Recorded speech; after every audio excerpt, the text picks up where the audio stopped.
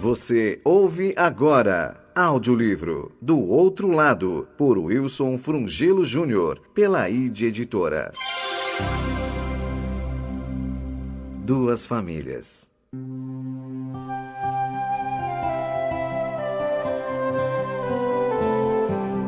Vai naná, Betinho, que ainda é muito cedo.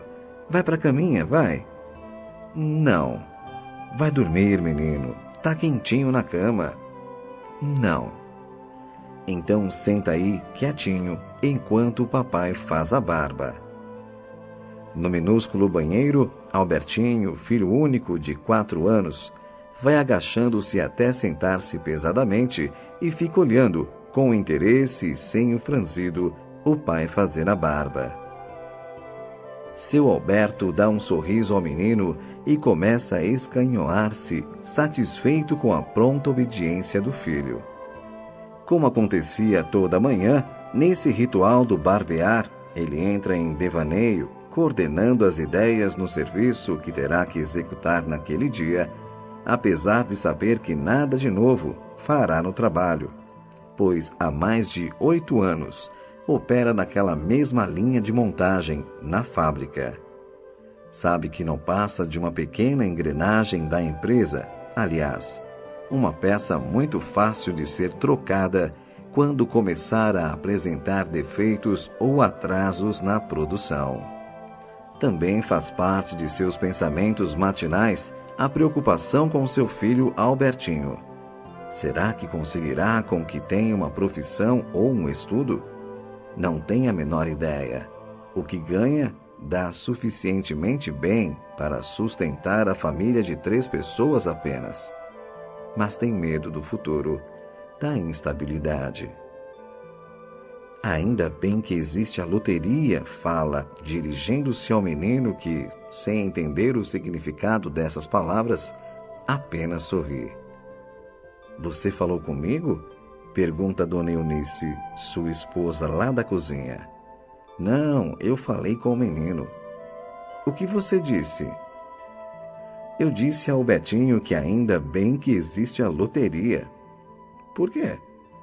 Porque enquanto houver uma loteria, a gente sempre terá ilusões. E o que você pensa que o menino entende dessas coisas de loteria? Não falei para que ele entendesse. Por que falou, então? Porque me deu vontade de falar, ué.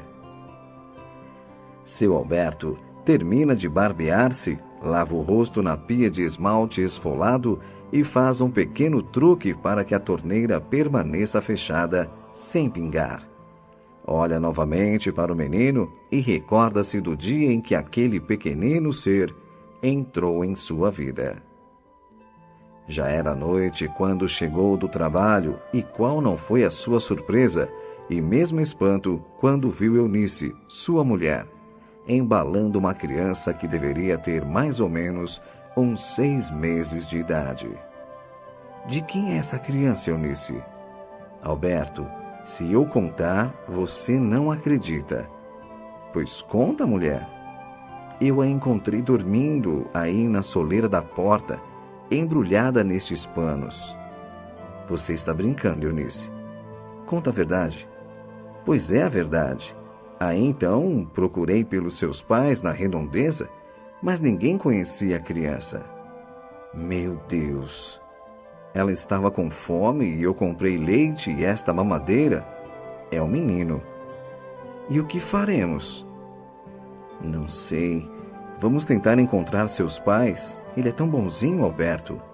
Não chora. Mas essa. Já não chegam os problemas que temos. Fala baixo, Alberto. Ele está dormindo. Olha, Eunice, amanhã é sábado e nós vamos procurar os pais dele. E onde ele vai dormir hoje? Ele pode dormir aqui, na sala, no sofá. Então segura o menino enquanto esquento a comida. Eu? É, você. Alberto então começa a lembrar o quanto procuraram os pais do bebê. Procuraram no sábado, no domingo e no fim da semana seguinte, até que um dia, depois de um mês... Alberto, Sim. E se os pais aparecerem? Levarão o menino. Mas e se não forem os pais verdadeiros? Como assim? Terão que provar. Bem, o menino tem uma pequena mancha no ombro e certamente eles irão que se lembrar. Terão que dizer antes, diz a mulher categórica. Depois de alguns minutos de silêncio, Alberto, sim, eu não quero mais devolver o menino, diz Eunice chorando. O quê? É isso mesmo. Você sabe que não podemos ter filhos e estou gostando da criança. É como se fosse meu filho. Que bobagem, Eunice. Bobagem para você que fica o dia todo na fábrica e nem se lembra que tem uma criança em casa. Eu fico o dia inteirinho tomando conta dele e peguei amor no menino. E não me diga que não gosta dele. Quero ver na hora de entregar a criança. Eunice, você até o chama de Albertinho. Também gosto dele, mulher. Mas o que podemos fazer? Vamos adotá-lo. Adotá-lo? Isso mesmo, vamos adotá-lo. Nós vamos falar com um juiz ou sei lá quem e tenho certeza de que ele vai deixar a gente ficar com ele. Alberto lembra-se então de como combinaram dizer no cartório de registros que a criança nasceu em casa, sem médico ou parteira, e que, depois de muita burocracia, conseguiram registrar o menino com o nome de Alberto. Ainda está em devaneios quando a esposa grita lá da cozinha. Vem tomar o seu café, Alberto. Traz o menino. Vamos, Betinho. A cozinha é pouco maior que o banheiro, contendo um fogão, uma pia, um armário e uma pequena mesa encostada na parede. Albertinho corre até o canto, perto da porta, e pega seu único brinquedo, um pequenino automóvel de plástico. Vum, vum. Fom, fom, brinca o pai. Fom, fom, responde o filho. Enquanto Eunice termina de preparar a marmita do marido, este, tomando café, desabafa como sempre o faz de manhã. Vamos ter que trabalhar duro hoje. A produção da fábrica está atrasada. Eu precisava mudar de emprego, sabe? Mas você diz que gosta do serviço. Do serviço eu gosto. O que não aguento é olhar para a cara do Silva todo dia quando ele vistoria a fábrica. Ele é o diretor da empresa, Alberto. Eu sei que ele é o diretor. Mas o que você quer que eu faça, se tenho verdadeiro ódio por ele? Que é isso, Alberto? Ele nunca lhe fez nada. Você até reconhece que ele é muito humano. Eu sei, Eunice, eu sei. E procuro sempre pensar assim. Mas é impressionante. Toda vez que eu vejo, tenho vontade de matá-lo. O que é isso, Alberto? Não sei, não sei. Ficam em silêncio. Sua marmita está pronta. Não se esqueça de trazer 1 litro de leite. Alberto puxa do bolso alguns trocados e torna a colocá-los de volta. Está acabando o dinheiro. Está no fim. Mas daqui a 5 dias, recebo outra vez. Tenho que comprar o meu remédio hoje. Dona Eunice tem um coração fraco, em virtude de uma lesão congênita que a obriga a tomar um determinado remédio diariamente. Pede para o seu Fabrício marcar na nossa conta e diga a ele que no dia 10 deste mês eu pago, diz Alberto, levantando-se ainda com a xícara de café nos lábios. Beija o filho, a esposa e sai para o trabalho. E então, Silva? Pergunta ansiosa Dona Nega ao marido.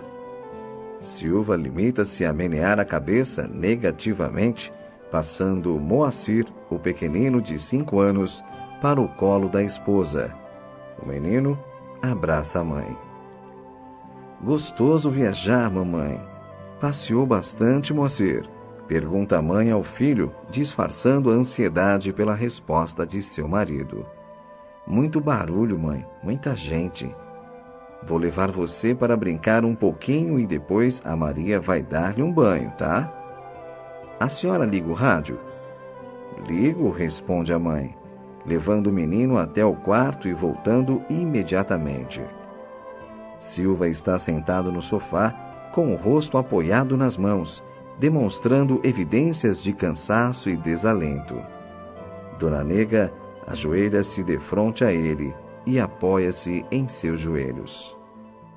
E então, como foram os exames? Pergunta nervosa. Negativo. Como assim negativo? Mais uma vez o médico foi categórico. Não há indicação de transplante de córnea para o nosso filho. Mas como? O Dr. Silveira nos garantiu que esse médico era um grande especialista e que havia esperanças. Eu sei, nega, mas o nervo óptico de nosso filho está atrofiado e não há chance nenhuma. Não pode fazer um transplante? Infelizmente não. Não entendo. É o nervo óptico que liga os olhos ao cérebro e o de Moacir está defeituoso. É a mesma coisa de você querer ligar uma lâmpada em uma tomada. Se os fios estão rompidos, não tem jeito mesmo. Oh, meu Deus, clama e chora copiosamente. Acalme-se, mulher. Tenhamos fé em Deus. Ele sabe o que faz. Eu rezei tanto, fiz até promessa que cumpri antes mesmo de saber o resultado. Eu disse a você para não se iludir.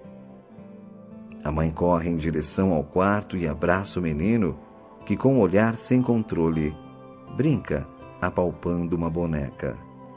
Por que está chorando, mamãe? Por nada, meu filho, por nada. Eu sei por quê. Sabe? É porque o homem disse que nunca vou poder enxergar. Vai sim, meu filho, um dia você vai. Nega, diz autoritário o pai, da porta do quarto, não se iluda e nem ao menino. Mamãe, papai, o que é, filho? Eu vou contar uma coisa que vocês não sabem. Conta. Eu enxergo quando vocês falam que é de noite e deitam, e eu também deito. Como é que é? Pergunta o pai, agachando-se perto do menino.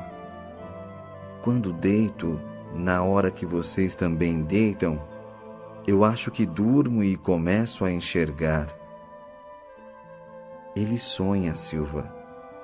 Sonha com o quê, nega? Se ele nunca viu nada e não sabe como são as coisas. Sonho sim, pai. Sonho com crianças e brinco com elas. Como você sabe que são crianças? Porque sei. São do meu tamanho e não do tamanho de vocês. E o que mais você vê no sonho? É bonito. Tem umas coisas que elas chamam de árvores. O quê? Árvores, Silva. E como são essas árvores? Eu pus as mãos nelas e acho que são iguais àquela laranjeira que tem no quintal do vovô. Por que a árvore é igual à laranjeira? Porque a laranjeira também é árvore. Mas é laranjeira ou árvore? A laranjeira é um tipo de árvore. Eu não entendo. Existe árvore que tem a laranja, que você chupa e que é chamada de laranjeira. Existem outras, que dão mamão e são chamadas de mamoeiros. E senhor é um homem chamado Silva e papai? Isso mesmo. E do que vocês brincam? De correr? É tão gostoso, mamãe. Acho que ele está inventando, nega, disse Silva, já na sala com a esposa. Será? Mas como poderemos saber?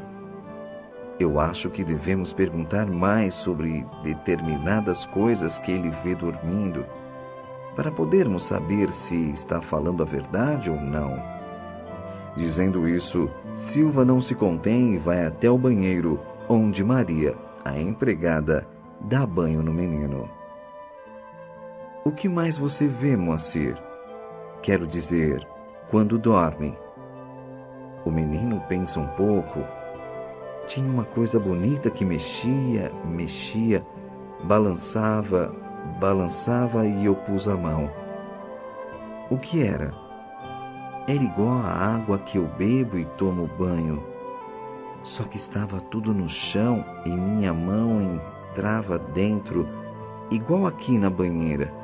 E quando parava de balançar e ficava quieta, tinha um menino lá dentro. Um menino? É, um menino. As outras crianças disseram que era eu. O reflexo, nega, ele viu o reflexo dele. Ele está falando a verdade. Meu Deus, exclama a esposa.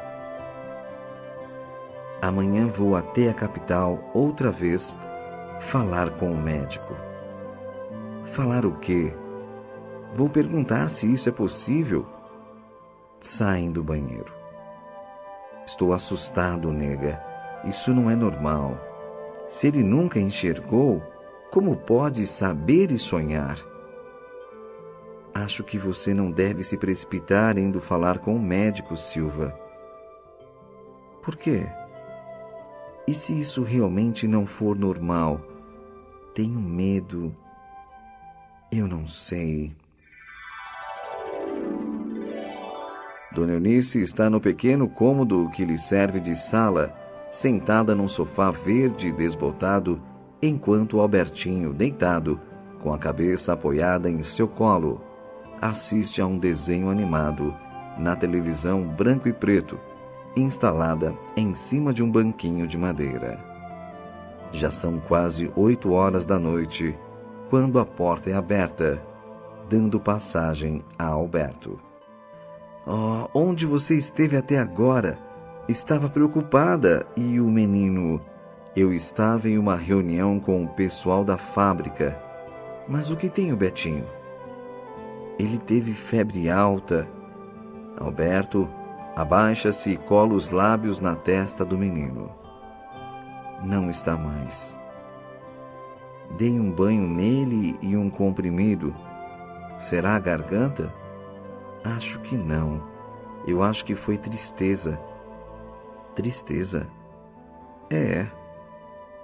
Ele está quietinho mesmo. Nem liga para mim. O que aconteceu?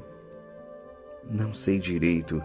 Eu estava consertando sua calça aqui na sala e ele brincava no quarto.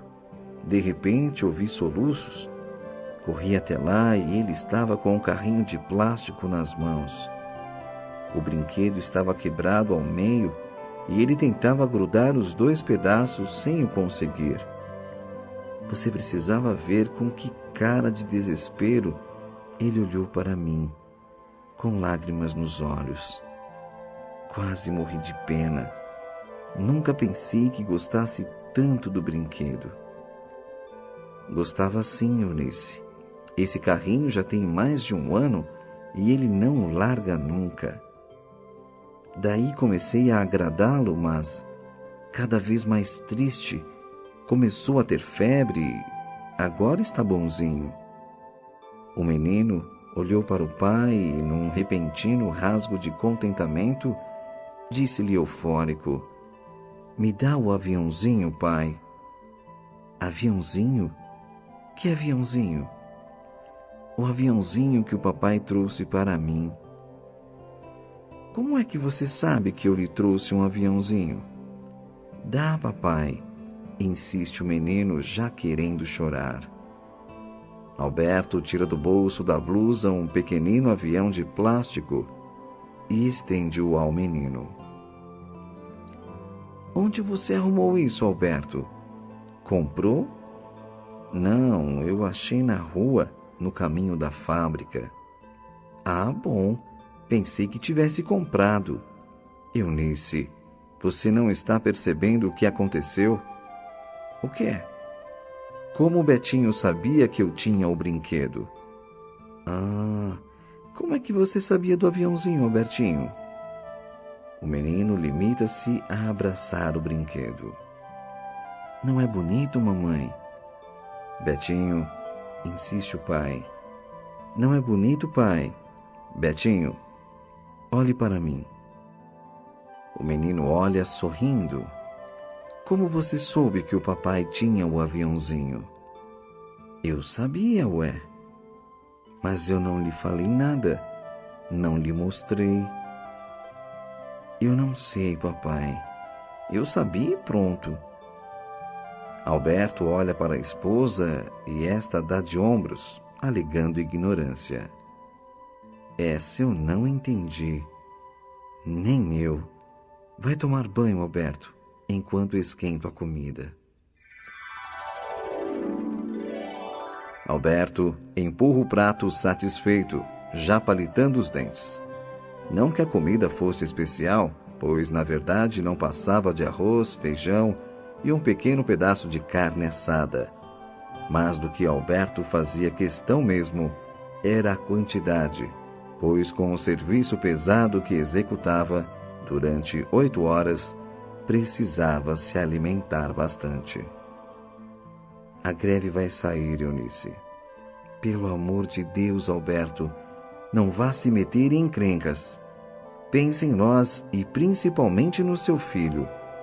Se você foi obrigado a entrar em greve, entre, mas fique longe do movimento. Nunca fale nada contra os patrões, pelo amor de Deus. Não se preocupe, que ficarei só olhando. Não vou falar nada e nem fazer nada. Só não posso furar a greve, que não sou desertor e nem traidor de meus companheiros. Na realidade, porém, a verdade era bem outra. Alberto não só fazia parte integrante, como também encabeçava o movimento, encarregado de fazer parar a fábrica. Todos ganhavam relativamente bem naquela indústria, além de grande assistência social, mas Alberto, que era um dos líderes daqueles operários, conseguiu, em poucos meses, inflamá-los contra os diretores da empresa, convencendo-os de que ganhavam muito pouco e que os patrões os exploravam. Por causa dessa reunião que você se atrasou hoje? Foi. Todos estávamos reunidos no sindicato. Outra mentira. O sindicato não os estava apoiando. Alberto estivera sim em uma reunião na qual planejava teoricamente a greve. Tudo estava combinado em seus mínimos detalhes. O pessoal ficaria sabendo da data na quarta-feira e na sexta, grupos já pré-estabelecidos fariam os piquetes para anular qualquer tentativa de furo. Alberto comandaria o piquete do portão principal de entrada. Silva também chega tarde e exausto do trabalho.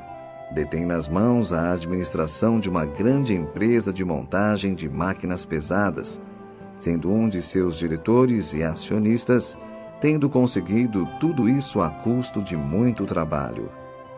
Tanto que a diretoria da firma não dá um passo sem consultá-lo, pois, na verdade, é ele quem dita as regras do jogo econômico e administrativo, onde nada é decidido sem que lhe passe pelas mãos.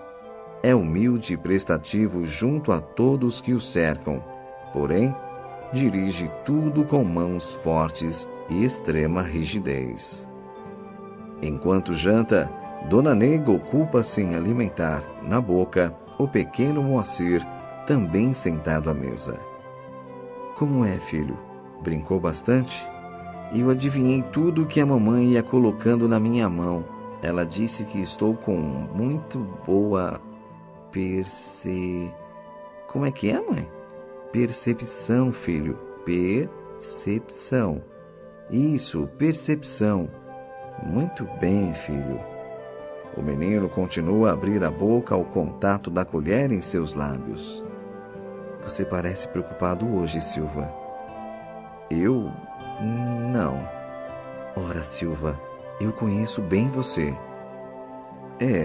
De fato estamos com problemas na empresa. Problemas? Que tipo de problemas? Há rumores de que os operários planejam paralisar o trabalho da fábrica. Greve? Greve. Mas por quê? Há 3 meses atrás vocês lhes deram um bom aumento? Eles acham pouco. Não sei o que está acontecendo. O que pude apurar é que talvez agitadores estejam infiltrados neste movimento e instigando-os. E o que vocês vão fazer? Bem, por enquanto, nada. Afinal, tudo pode não passar de rumores. E se for verdade? Já alertei a diretoria sobre o problema e já emiti a minha opinião a respeito. A empresa não tem condições de aumentar, pelo menos por enquanto, os salários. E além do mais, mesmo que houvesse essa possibilidade, acho que nós, empresários, não devemos ceder nunca a esse tipo de movimento, que encaro como uma agressão e um golpe sujo por parte dos operários. Assim como aceito uma conversa franca e sincera por parte deles, repugno decididamente o movimento grevista. E qual a solução? É manter firme nossa convicção na tentativa de eles desistirem da greve. Se ela acontecer, de minha parte, só aceito negociar com a volta deles ao trabalho, e mesmo assim, não vai ser rapidamente que poderemos resolver o impasse. E para fazê-los voltar ao trabalho? Infelizmente, até que isso aconteça, muita crueldade poderá ocorrer de ambos os lados. E o pior de tudo é que uma empresa sempre tem que incluir a polícia para resolver a questão, e é onde perdemos muitos pontos junto aos operários, pois a polícia não tem contemplação nesses casos, mesmo porque ela geralmente também é agredida. Eu expus à diretoria que, num caso desses, o mais importante é ganhar tempo, para não tomarmos decisões precipitadas, e a melhor maneira para isso seria a antecipação imediata das férias coletivas, que seriam daqui a 2 meses. Ninguém pode fazer greve em férias, e com isso esfriaríamos as tensões e ganharíamos um mês inteiro para estudar melhor o problema. Bem pensado. Em tempo normal, não podemos proibir que entrem na fábrica e picotem o cartão de presença para depois ficarem sem fazer nada no pátio da indústria. No primeiro dia de férias coletivas, fecharemos a fábrica. Como de costume, Alberto está a barbear-se com seu filho, a observar-lhe os movimentos, sentado no chão do banheiro. Está absorto com o pensamento todo tomado com o movimento grevista, rememorando a reunião da noite anterior, onde ficaram sabendo, por intermédio de funcionário ligado à administração, que a diretoria da empresa havia decidido antecipar as férias coletivas para a semana seguinte, numa manobra que visava deter o movimento grevista. Alberto estava furioso, em primeiro lugar com essa decisão que encarava como um golpe sujo por parte da administração, e também pelo fato dela ter ficado sabendo sobre a greve. Deveria haver algum traidor no meio deles, que a cúpula grevista acreditava ser o Clemente, pois, além de ser considerado um verdadeiro bajulador dos chefes, era visto constantemente em contato com o administrador geral da fábrica. Só podia ter sido ele, pois conhecendo todos os operários da empresa, não via, em nenhum outro, essa possibilidade. E o ódio crescia dentro de si. Seu temperamento era violento, quando em situações adversas, o que o fazia pensar numa vingança contra Clemente. Iria vigiar-lhe os passos, e se fosse verdade o que estava imaginando, dar-lhe-ia uma lição à altura. Se a reivindicação der em nada, por causa daquele traidor, juro que o mato, pensou Alberto. De repente, sente um olhar cravado em si, e voltando os olhos em sua direção, vê pelo reflexo do espelho seu filho que o olha fixamente. Disfarça várias vezes, mas não consegue desviar o olhar do pequenino, voltando a cabeça em sua direção. Betinho, está gostando de ver o papai fazer a barba? O garoto fica alguns segundos em silêncio antes de perguntar. Você vai matar o homem, pai? O quê? Você vai matar o homem? Insiste o menino. Quem lhe falou isso? Ninguém. E por que você está perguntando? Porque o papai estava pensando. Alberto sente as pernas bambearem e ajoelha-se ao lado do garoto. O que aconteceu, Alberto? Pergunta Dona Eunice de pé à porta do banheiro. Ela havia chegado naquele instante e assusta-se ao ver seu marido, pálido, com uma expressão patética e de espanto no semblante, de joelhos, ao lado do filho. Está sentindo alguma coisa? Não, eu estou bem. Nosso filho é que anda fazendo algumas coisas estranhas. O que ele anda fazendo? Você se lembra que ontem ele adivinhou que eu estava trazendo um aviãozinho para ele? Lembro. Hoje ele leu meu pensamento. E Alberto conta à mulher o que acontecera. Mas você não vai cometer essa loucura, hein, Alberto? É claro que não. Eu estava aqui só pensando, mas nunca seria capaz de uma coisa dessas, apesar da vontade que eu sei que vou sentir quando descobrir o traidor. Por favor, Alberto, pense em nós. Não se meta em encrencas. Sei o que faço, Eunice, mas você não percebeu o que o seu filho fez? Ele leu o meu pensamento. Será que você não pensou alto? Alto? Às vezes a gente fala o que está pensando e nem percebe que falou. Pode ser, mas não me lembro de ter falado. Talvez porque você estava muito compenetrado.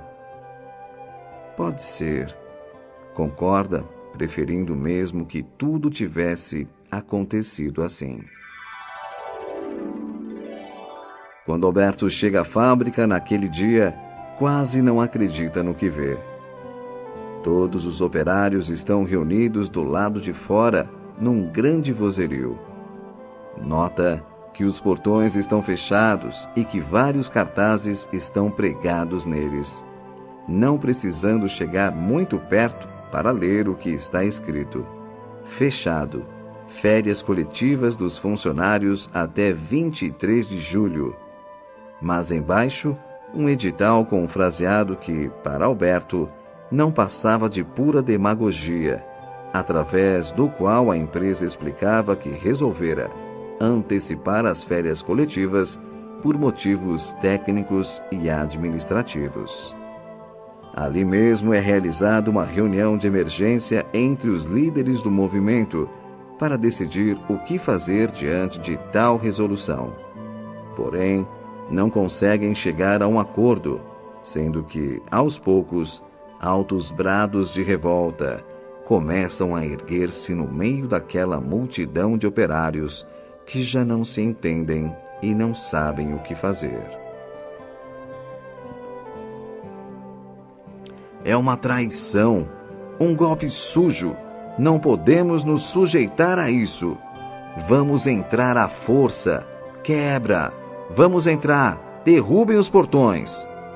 E a turba, em grande confusão, começa a forçar os enormes portões da fábrica. Diversas sirenes de alerta são ligadas. O barulho torna-se infernal. As sirenes e a gritaria dos operários, às quais, logo a seguir, soma-se o ruído estridente das sirenes de diversas viaturas policiais, que, pela presteza com que entram em ação, pareciam já estarem prontas para esse fim.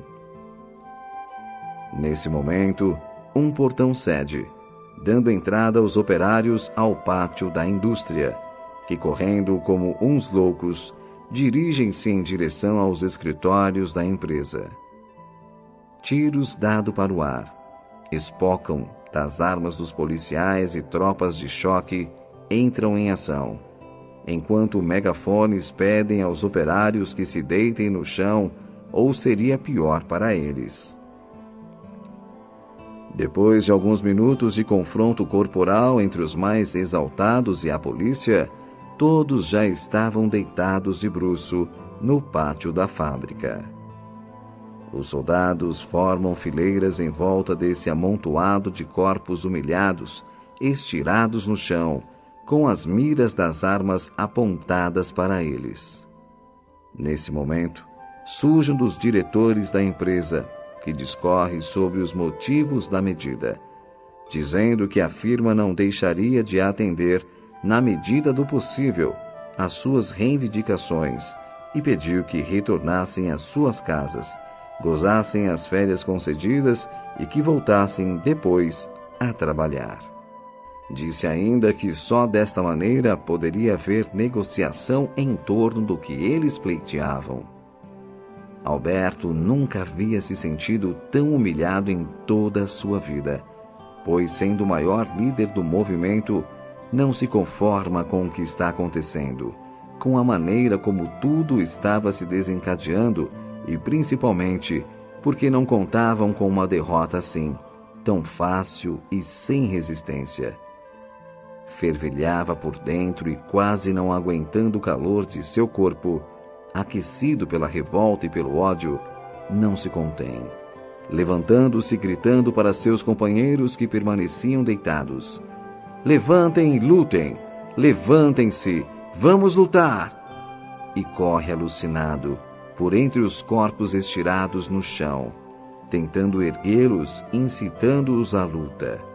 Porém, sem conseguir resultado algum, o medo havia tomado conta dos operários, que não ousam sequer levantar a cabeça para olhar o companheiro que continua a correr de um lado para o outro, gritando: "Levantem-se, covardes, medrosos! Vamos lutar por nossos direitos, pelos nossos filhos!" Os soldados, por sua vez, crispam as mãos nas armas, temendo que toda aquela massa humana resolva, de repente, se levantar. E Alberto continua fora de si, gritando mais algumas frases de incitamento, até que seus olhos avistam uma figura conhecida junto a Silva, numa das portas do escritório. É Clemente. Seu dedo move-se em riste, apontando para o homem. "Clemente, seu traidor! Judas, traidor!" E num gesto rápido, instintivo e repentino, toma o fuzil das mãos do soldado que lhe está mais próximo e aponta na direção do companheiro que julgava o causador dessa derrota. Silva, que está ao lado de Clemente, temendo ser atingido, saca um pequeno revólver que trazia no bolso do paletó por precaução. Um estampido se ouve, porém, não é da arma de Alberto e nem da de Silva que sai o projétil, mas sim da de um soldado mais experiente, num gesto frio e calculado.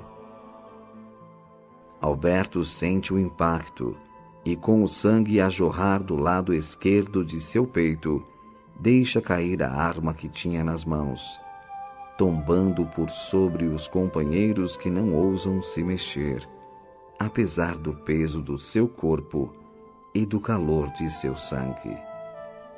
Atendido às pressas no pronto-socorro mais próximo, nada mais há a ser feito, já que chegara sem vida.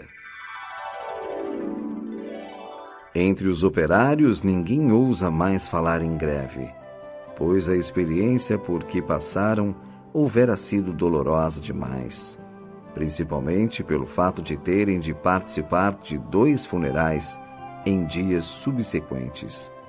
O primeiro, de Alberto, no dia seguinte ao de sua morte, e o segundo, o de sua esposa, que no momento doloroso do enterro do marido, o coração debilitado e fraco, não conseguiu suportar o golpe, sofrendo uma repentina e fulminante parada cardíaca na saída do cemitério municipal.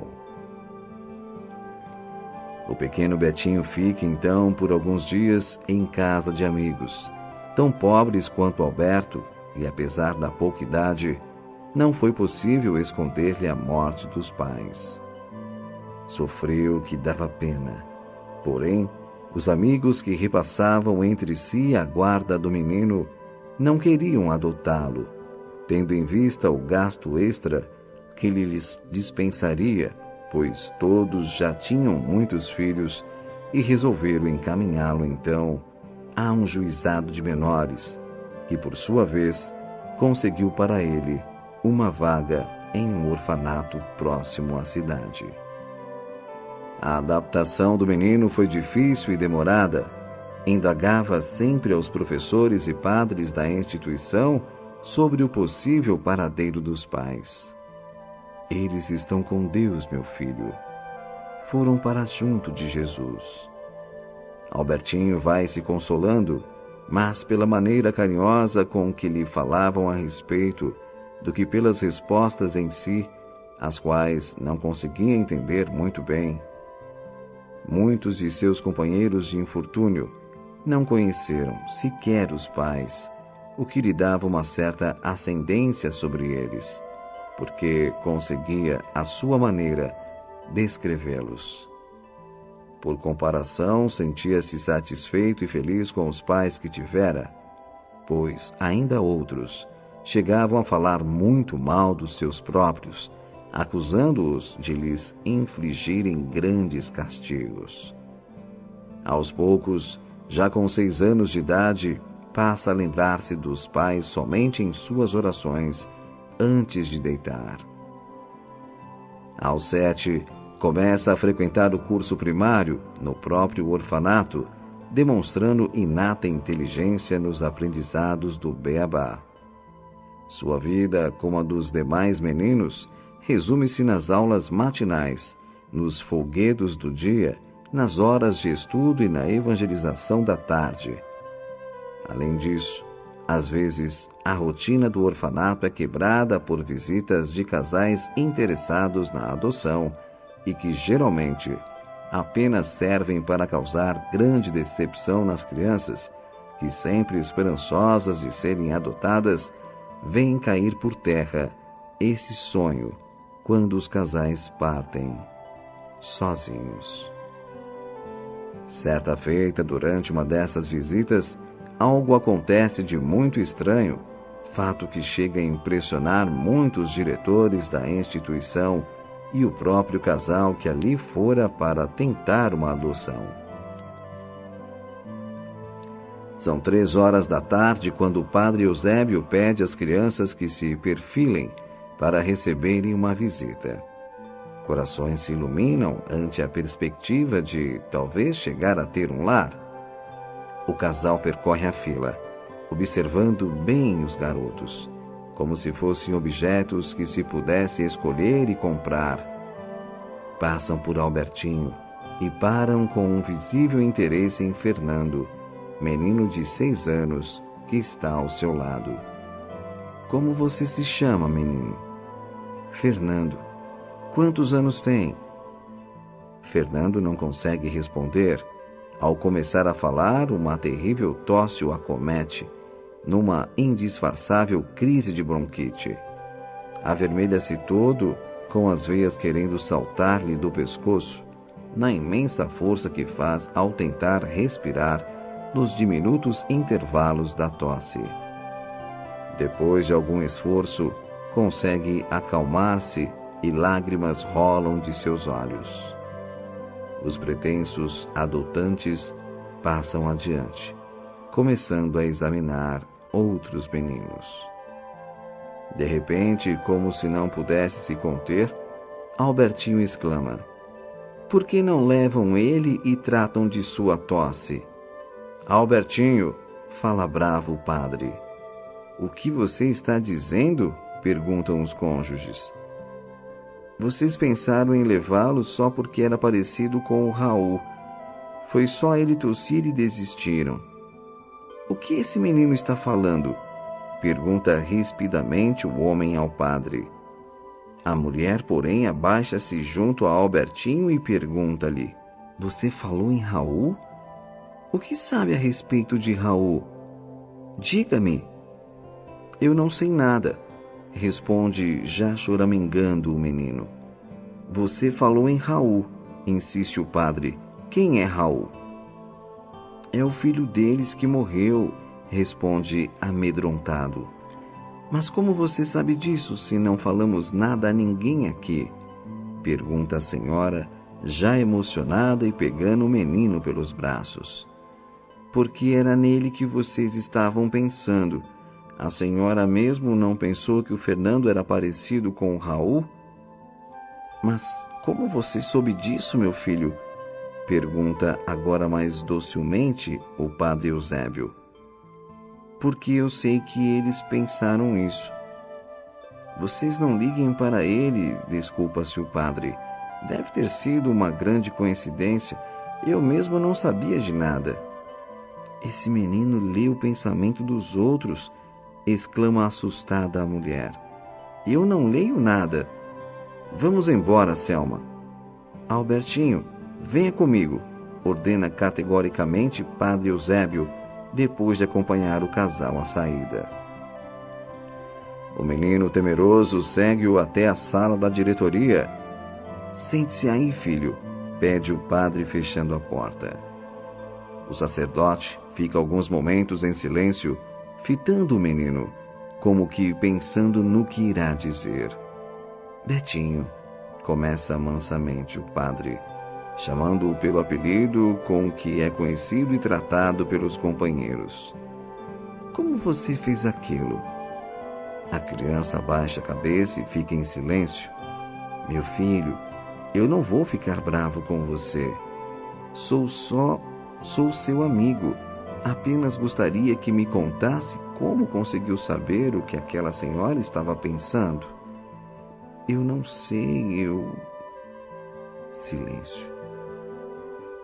"Você ia dizer?" "Não sei, eu adivinhei. Às vezes acontece." "Já aconteceu isso com você outras vezes?" "Já." "Escuta, meu filho, você não deve mais fazer isso. É coisa feia. Deus não gosta." "E o que eu faço? Não tenho culpa." "Você deve rezar bastante. Toda vez que perceber que vai adivinhar as coisas, faça uma oração. Reze o Pai Nosso." Ficam alguns segundos em silêncio, até que Betinho começa a choramingar. "Eu sou bonzinho, seu padre. Rezo todas as noites. Não tenho nada a ver com o diabo." O padre estremece. "E nem com os espíritos ruins. Eu sou bonzinho." Um arrepio gélido percorre o corpo do padre Eusébio. "Você leu o meu pensamento, filho?" "Não sei", grita o menino e começa a chorar soluçando. O padre levanta-se e o abraça. "Meu pobre menino, não tenha medo. Foi só uma bobagem que eu pensei." Acaricia os cabelos do menino enquanto o enlaça fortemente. "Sei que é um menino bonzinho e muito estudioso, e Jesus está olhando por você. Não se preocupe com isso, viu? Com o tempo, essas coisas de saber o que os outros estão pensando vão desaparecer. É porque você está crescendo que acontece isso. Verdade, padre. Verdade, meu filho. Agora nós vamos fazer um trato. Toda vez que isso acontecer, você me conta, certo? Certo, eu conto. Agora, pode ir. O padre Eusébio gosta muito de você. O menino sai e o padre cai pesadamente em sua poltrona, sem saber o que pensar. Meu Deus, ajudai essa pobre criança.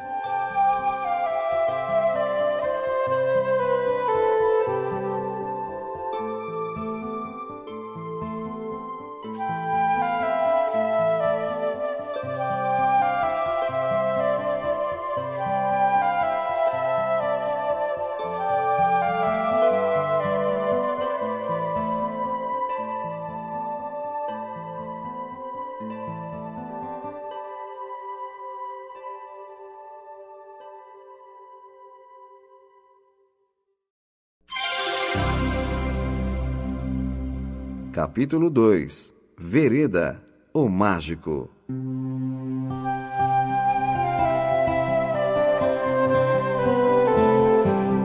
Há um homem aí fora que insiste em falar com o senhor, seu Silva.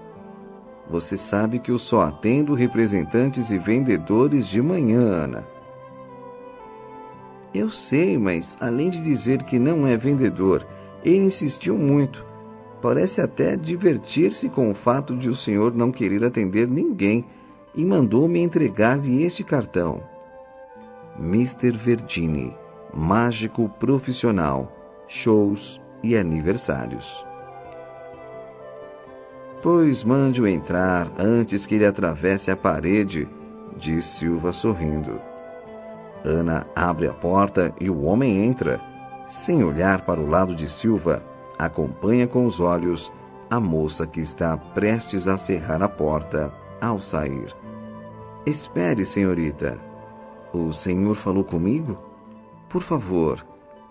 Ana entra novamente, deixando a porta entreaberta. Você gosta de flores? A secretária olha para Silva sem nada entender. Responda-lhe, Ana, pede calmamente. Gosto, sim, gosto muito. O estranho visitante esfrega demoradamente as mãos e por entre seus dedos ágeis começa a aparecer uma linda flor artificial. Então, leve esta para você. Ana, boquiaberta, apanha a flor. Oh, obrigada. Olha novamente para o patrão, que apenas sorri, meio sem jeito. A moça retira-se. Somente agora, então, o mágico volta a olhar em direção a Silva. Você precisa trazer flores para a sua secretária, meu amigo. E você não mudou nada, seu velhaco, brinca Silva, saindo por trás da escrivaninha e vindo abraçar o amigo. Como vai, Vereda? Mas há quanto tempo? Gostei de ver que progrediu. Um pouco, mas sente-se. Vamos conversar. A que devo a honra desta visita. Pelo que vejo, fez da mágica a sua profissão. Pois é, você sabe que sempre gostei. Sei, e como sei, riem. Mas você está muito bem. Soube que é gerente geral de todo este império. Sou diretor e acionista. Mas não pense você que vivo na moleza, não. Trabalho duro. Eu acredito. Sei que não é fácil gerir uma grande empresa como esta. Trabalho 24 horas por dia nisto aqui. Aí você já está exagerando. Falo sério. Durante o dia faço o meu serviço. E à noite sonho com o que tenho que fazer no dia seguinte. Ah, sim, concorda, rindo Vereda. Mas e as mágicas? Como vão? Não dá para reclamar. Não fiquei rico, mas vivo muito bem e principalmente fazendo o que gosto. Nisso eu invejo. Infelizmente não consegui trabalhar com o que mais gostava quando éramos moços. Será que você se lembra? Claro que me lembro. Você queria ser mecânico de automóveis. Pois é, acabei entrando nesta firma e subindo os degraus administrativos. Aqui estou. Vereda faz um muxoxo de aprovação. Mas, como já lhe perguntei, a que devo a honra desta visita? Vou fazer um show amanhã à noite no cinema aqui desta cidade. Você não viu os cartazes espalhados por aí? Vi sim, Vereda. Perguntei por perguntar. Estou muito contente em tê-lo por aqui e inclusive já comprei ingresso para assistir ao espetáculo. Espero não decepcioná-lo. Tenho certeza que não. Você casou, Silva? Casei-me, tenho um filho. E você? Vereda modifica um pouco a sua fisionomia alegre e com grande tristeza no olhar. Responde: a minha vida de casado foi muito sofrida. No começo, eu e minha mulher, Alice, éramos muito felizes e, para completar ainda mais a nossa felicidade, tivemos um filho. Isso já faz 7 anos.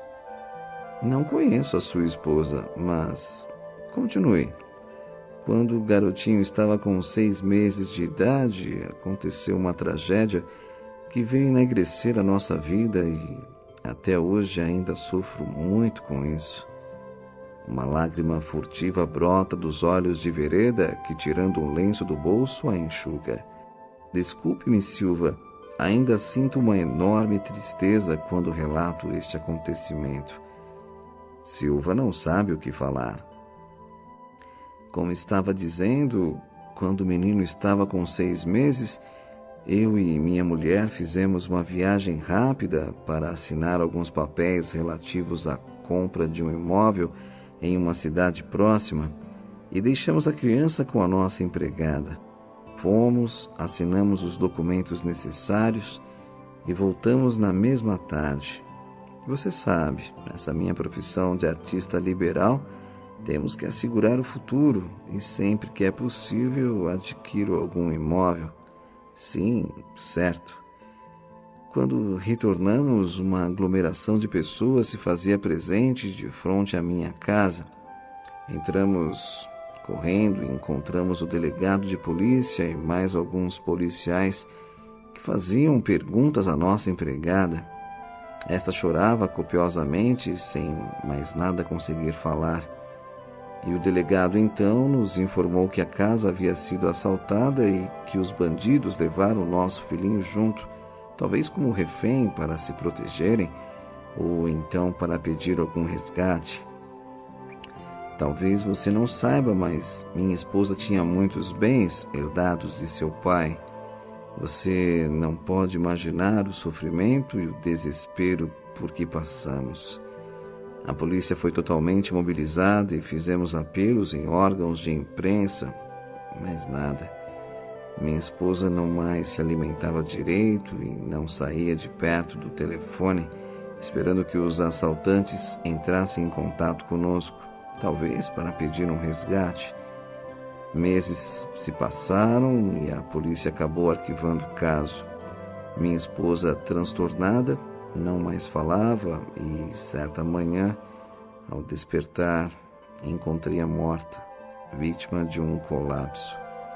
Meu Deus, Vereda!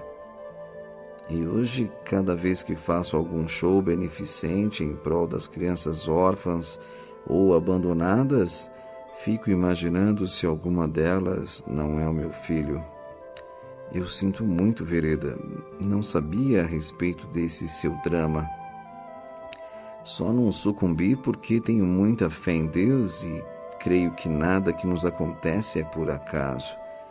E eu que pensava que o problema por que passo era o pior do mundo, mas hoje vejo que existem coisas piores. Que problema, Silva? Eu também, como já disse, tenho um filho. Está com 8 anos. 8 anos? Mas que beleza! Quero conhecê-lo e a sua esposa também. Você vai levá-los ao show? Não, Vereda, vou sozinho. Ora, leve ao menos o menino. Garanto que ele vai gostar. Silva fica meio triste e responde: Meu filho é cego. Oh, mas não tem cura? Uma operação, talvez? Receio que não. Especialistas já foram consultados e não há a menor possibilidade. Que tristeza. Parece que nós dois temos que nos conformar com os acontecimentos. Dizendo isso, disca um número em seu telefone. Nega, é o Silva. Hoje vou levar um amigo para jantar. É o Vereda, de quem eu lhe falo sempre. Não precisa se incomodar, Silva.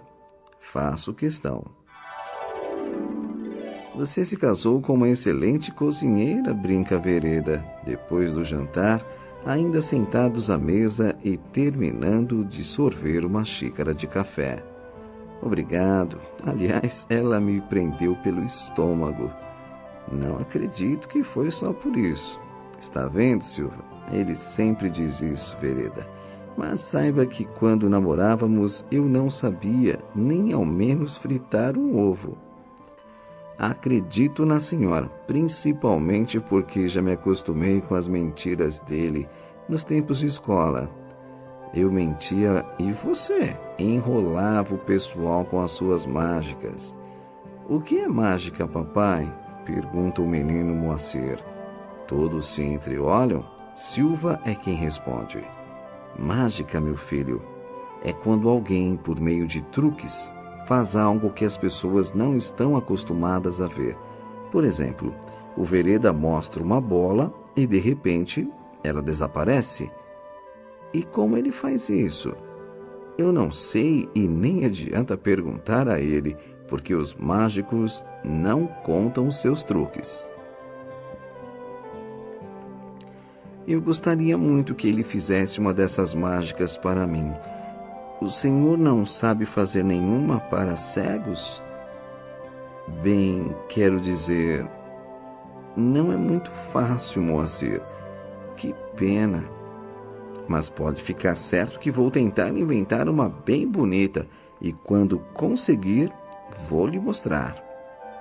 E quando o senhor vai fazer isso? Pergunta entusiasmado o menino.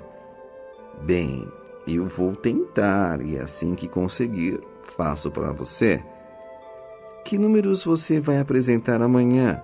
Pergunta curiosa a dona Nega, também com o intuito de desviar a conversa. Eu não sei ainda. Amanhã de manhã irei até o auditório do cinema e, conforme a disposição do palco e das cadeiras, vou escolher o repertório. Onde estão os seus aparelhos? Estão no hotel onde estou hospedado. Por que você não vem ficar conosco? Obrigado, Silva, mas não quero incomodar e, além do mais, tenho que treinar um pouco, ainda hoje. Não se preocupe comigo, estou acostumado a andar de cidade em cidade. Você não se cansa dessa vida de viagens? Realmente já estou ficando um pouco cansado. Inclusive, até já tive a ideia de comprar uma casa em alguma cidade do interior e somente esporadicamente sair para realizar alguns shows. Na verdade, já consegui ganhar muito dinheiro, inclusive fruto de herança que soube empregar muito bem, e atualmente não precisaria fazer mágicas para viver. Tenho rendas que podem me sustentar folgadamente. E por que continua com os shows? Porque gosto, eu me realizo divertindo os outros, e a cada olhar estupefato que consigo arrancar do auditório, sinto uma satisfação difícil de descrever. Por que então você não compra uma casa aqui nesta cidade? Pode até ser, Silva. Gostei muito daqui. Se quiser, posso arranjar isso para você. Podemos tentar. Então pode deixar que eu vou começar a procurar. Tenho muitos amigos corretores. Obrigado. Será que venderam muitos ingressos para o show? Pergunta Dona Nega. Não tenho a menor ideia, responde Vereda. Cheguei hoje e quando o show é beneficente, nem fico sabendo. Já estão todos vendidos, afirma Silva. Como você sabe? O padre Renato esteve lá na fábrica e disse-me que faltavam poucos para serem vendidos. Sendo o show beneficente, a diretoria da firma resolveu comprar o restante e presentear os meninos do orfanato. Gesto nobre, exclama Vereda. E a empresa ainda alugou um ônibus para buscar e levar de volta a criançada. Fico satisfeito com isso. Tenho muita pena dessas crianças que ficam sem seus pais muito cedo. Fala Vereda tristemente. Dá muita pena mesmo, concorda Dona Nega. É um grande problema social e dificilmente alguém adota esses pobrezinhos, principalmente porque a maioria prefere adotar recém-nascidos e os maiorzinhos vão ficando cada vez mais sem chance de adoção. Eu tenho vontade de adotar um menino, talvez quando montar minha casa. Você sabe, Silva, eu compreendo. Não vou adotar nenhum bebê. Vou adotar um menino com 7 ou 8 anos. Eu acho que tenho condições de educá-lo. Acho isso maravilhoso, Vereda, concorda a Dona Nega. Amanhã, durante o show, você já pode escolher então, brinca Silva. Ei, vamos com calma. Não quero ser precipitado. Estava só brincando.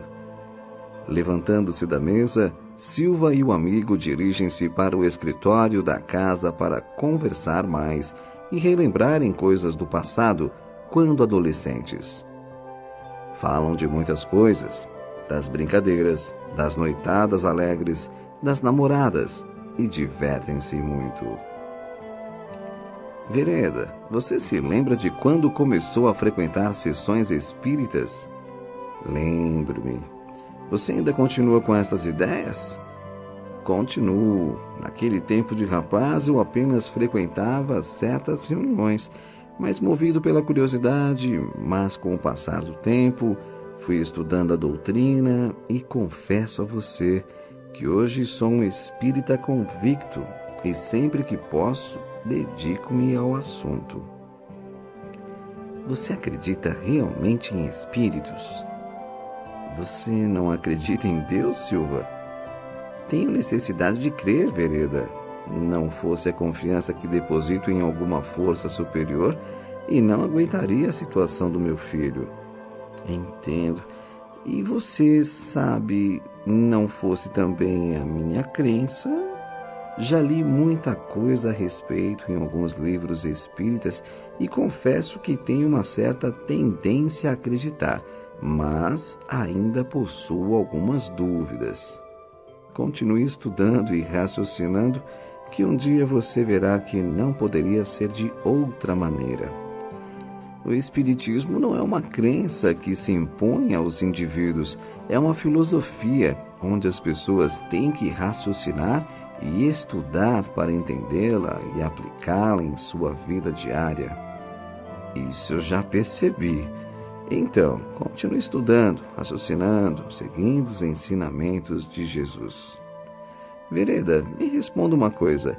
Você acredita que quando dormimos, podemos entrar em contato com outro plano da vida? Ou seja, possamos entrar em contato com os espíritos?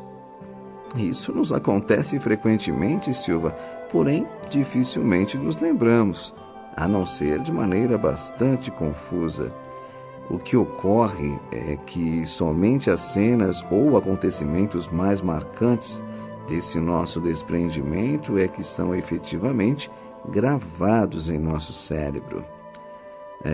Essas lembranças fragmentadas que na maioria das vezes são frutos do momento de nossa partida e da nossa volta, juntam-se às nossas preocupações, ideias ou imagens fortes de nossos momentos de vigília. E além disso, o nosso subconsciente pode lançar ao nosso consciente lembranças de há muito tempo armazenadas.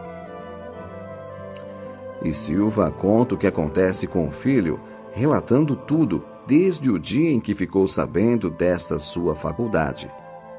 Vários sonhos do filho foram narrados à Vereda, que depois de pensar por alguns momentos, argumentou. Se quer a minha opinião, eu acredito que seu filho esteja mesmo lembrando-se do que acontece em seus desprendimentos. Ele sempre lhe conta o que ocorre? Creio que não, é isso que me preocupa. Percebo que ele esconde a maior parte.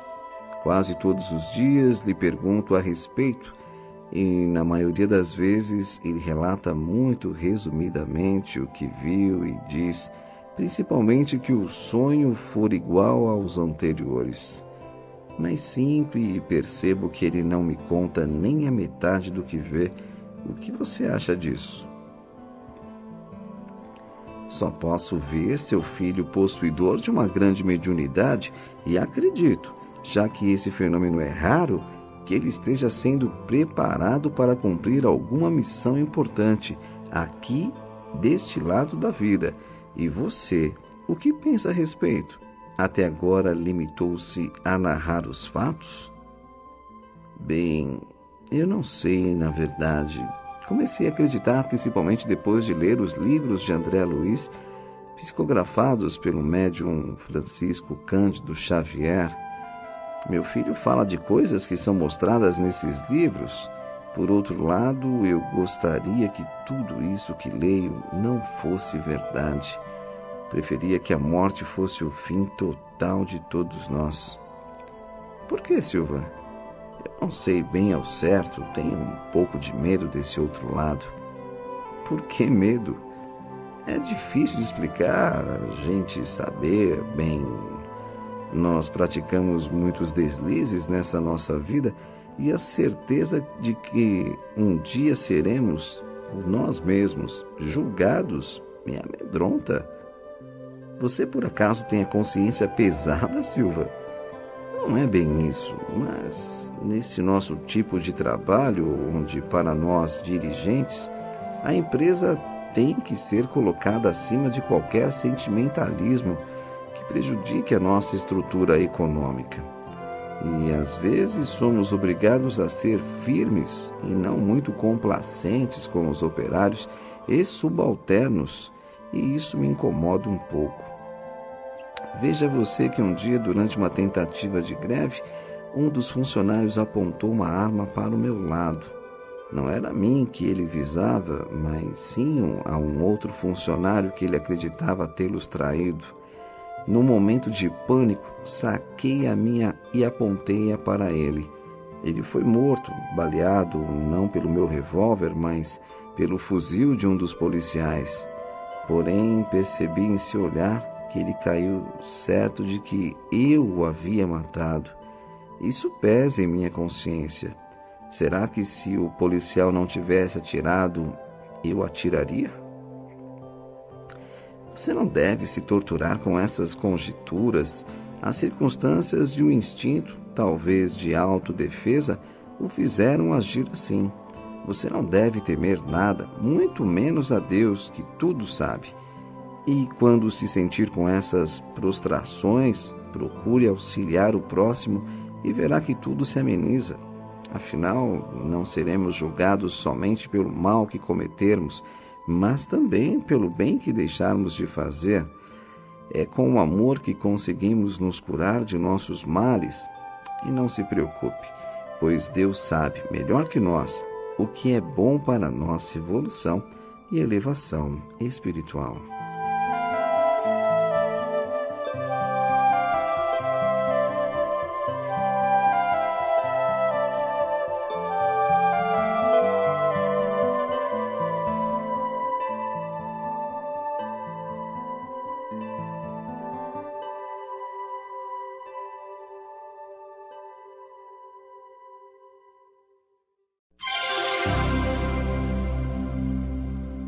Capítulo 3 – O espetáculo.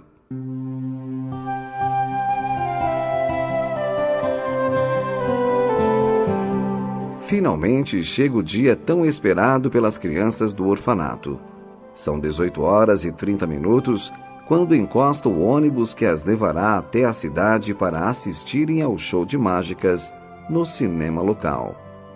O interior daquela sala de espetáculos é do tipo anfiteatro e os meninos são acomodados pelo padre Eusébio a 1/3 de distância do palco, todos em 2 fileiras. Betinho encontra-se exultante como todos os outros. Aquela seria uma noite especialíssima para eles. Além do show a que assistiriam, teriam a oportunidade de passear de ônibus, indo até a cidade que se localizava a uma distância de perto de 6 quilômetros. O recinto encontra-se literalmente tomado por crianças e adultos. Depois de alguns minutos, apagam-se as luzes do auditório e holofotes estrategicamente localizados iluminam o palco. Uma música mística, mas ao mesmo tempo alegre, começa, então, a invadir o ambiente, saída dos alto-falantes internos do cinema. Trajado de elegante smoking preto, entra a vereda com uma longa bengala, chamada pelos mágicos de varinha mágica, em uma das mãos. Chega até a frente do palco, reverencia-se a plateia, e num rápido movimento vertical das mãos, faz com que a varinha transforme-se em 2 vistosos lenços de seda. Depõe dos lenços sobre um aparador, localizado no centro do palco, e continuando com o outro lenço seguro pelos dedos da mão direita, volta à frente. Esfrega lentamente a seda e eis que de seu interior emerge, misteriosamente, uma linda e mansa pombinha branca, deixando todos atônitos e arrancando dos lábios dos presentes um sussurro de perplexidade, e sucessiva e elegantemente desfila em um verdadeiro show de ilusionismo e prestidigitação.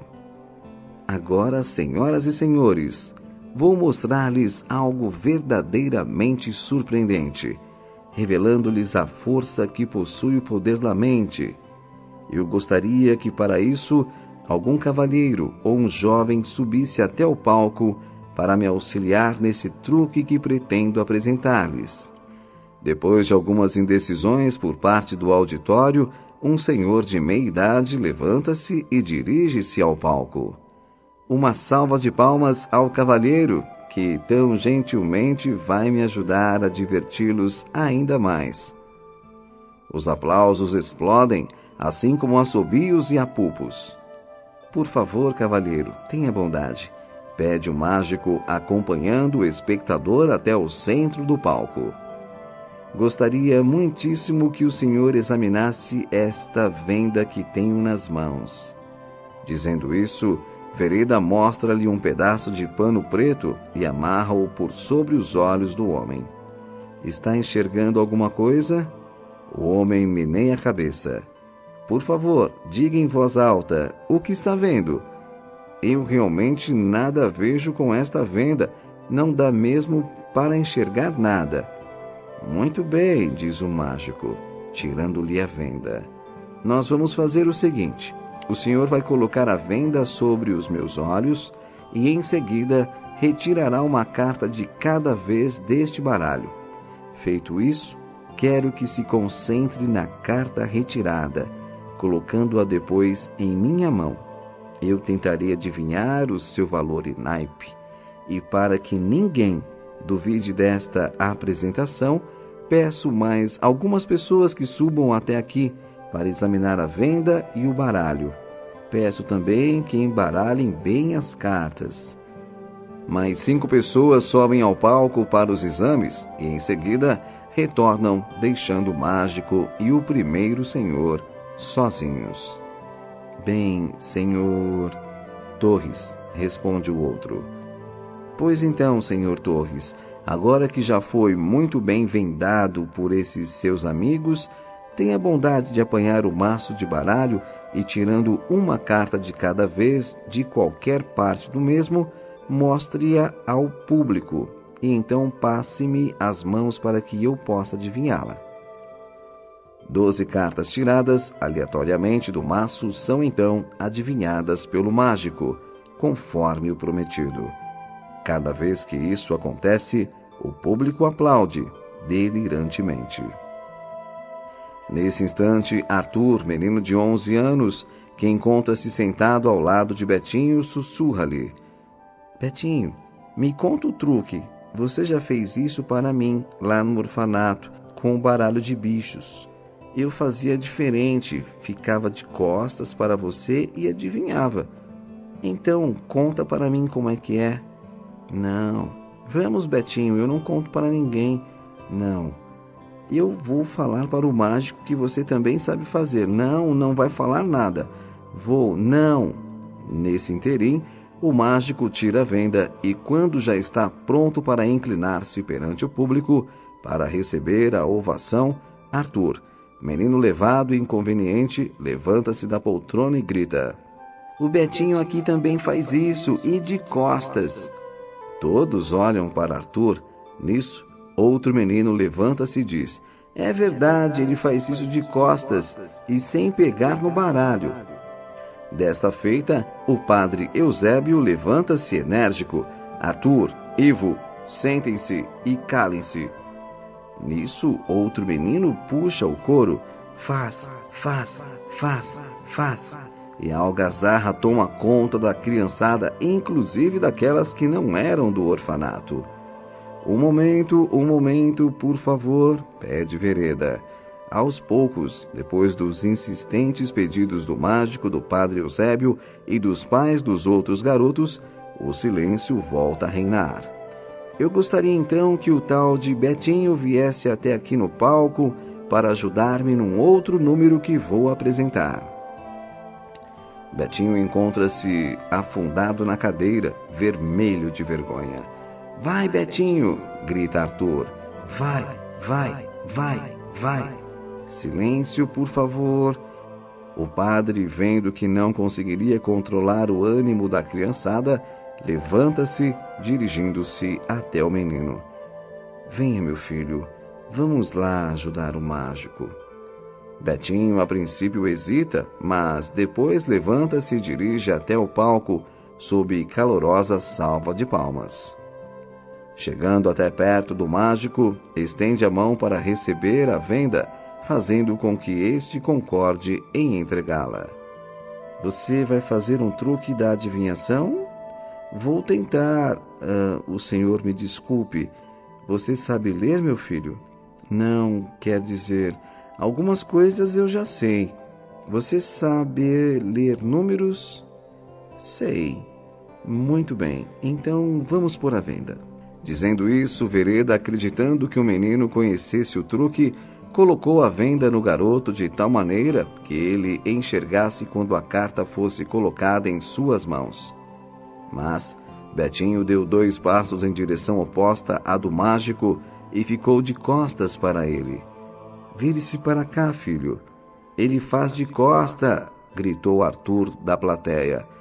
O mágico então embaralha as cartas e, tirando uma do meio do maço, mostra ao público, perguntando ao menino: Que carta tirei do baralho?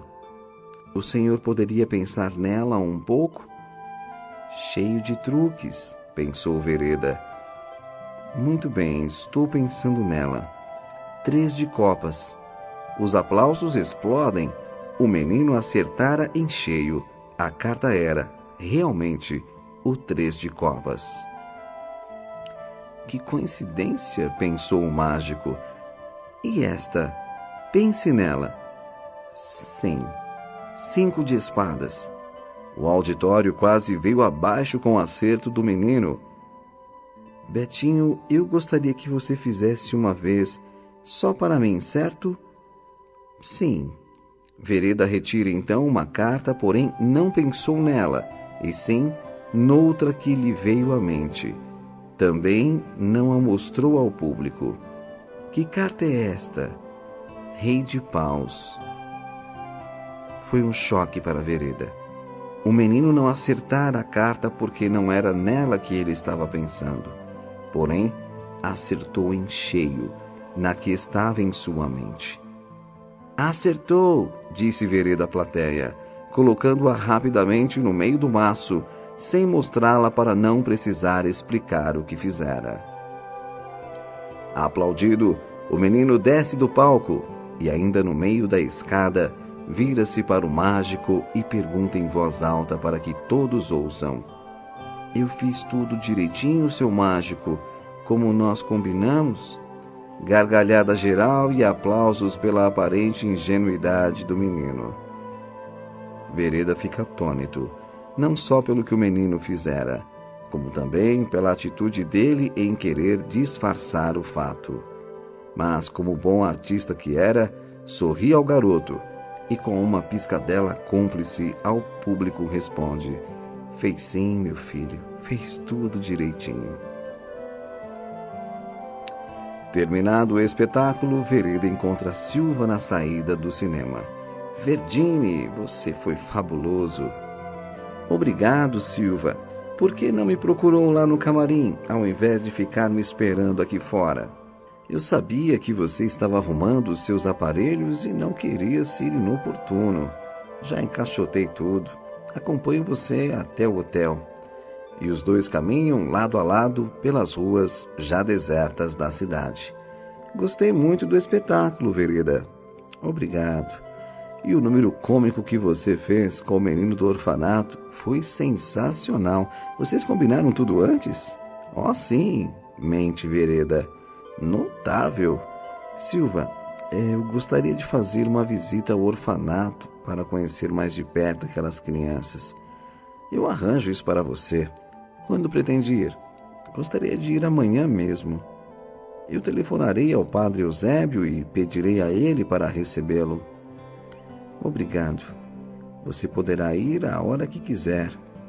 Silêncio. Vereda? Sim. Você estava falando sério quando disse da sua intenção de se estabelecer por aqui e adotar uma criança?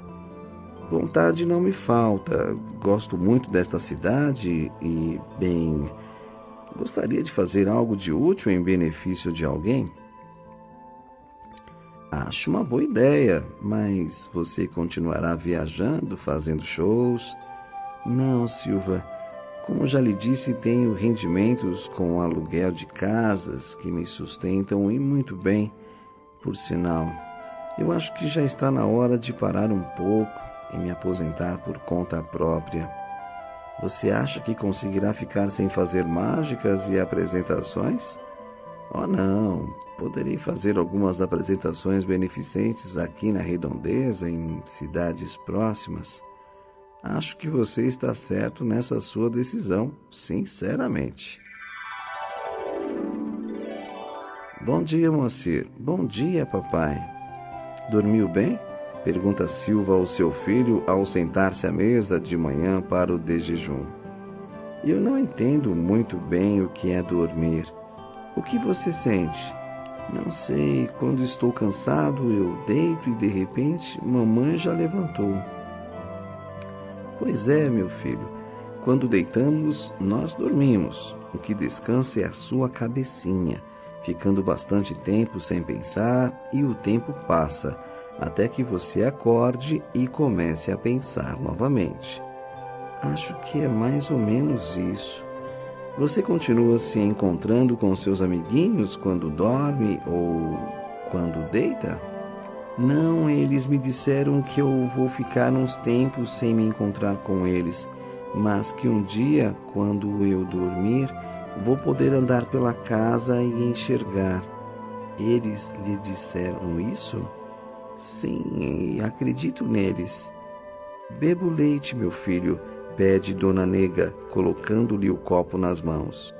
Novamente, como acontece todas as manhãs, Silva é invadido por enorme tristeza e somente quando se empenha no trabalho é que consegue dissipá-la.